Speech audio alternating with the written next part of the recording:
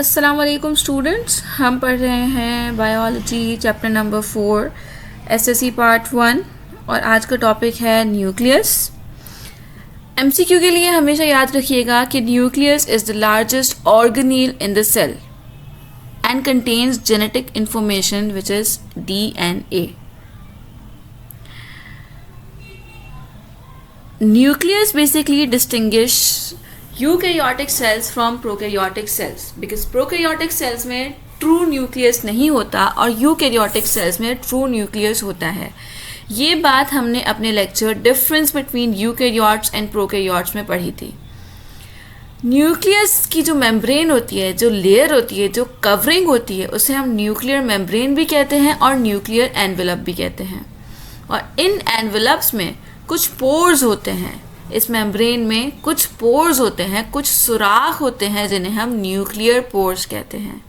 इन सुराखों का काम क्या होता है? Regulate the exchange of material such as RNA proteins between the nucleus and the cytoplasm. यानी कि न्यूक्लियस से साइटोप्लाज्म में किसी भी किस्म का जो तबादला होगा, जो एक्सचेंज होगा, वो इन न्यूक्लियर पोर्स की वजह से होगा। न्यूक्लियर के अंदर की कैविटी को हम न्यूक्लियोप्लाज्म कहते हैं, जिस तरीके से सेल के इनसाइड कैविटी को हम साइटोप्लाज्म कहते हैं, इनसाइड द न्यूक्लियस वाली कैविटी को हम न्यूक्लियोप्लाज्म कहते हैं।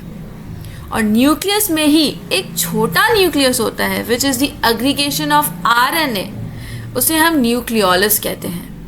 अगर हम बात करें नॉन डिवाइडिंग सेल की, मतलब एक नॉर्मल सेल है जो कि डिवाइड नहीं हो रहा, उसमें जो DNA होता है वो क्रोमेटिन नेटवर्क की फॉर्म में होता है, मतलब कि वो ऑर्गेनाइज नहीं होता, एक गुच्छा सा बना हुआ होता है।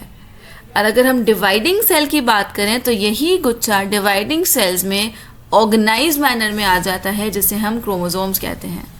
अपने अगले आने वाले लेक्चर्स में हम क्रोमोसोम्स के बारे में भी पढ़ेंगे। That is it for today.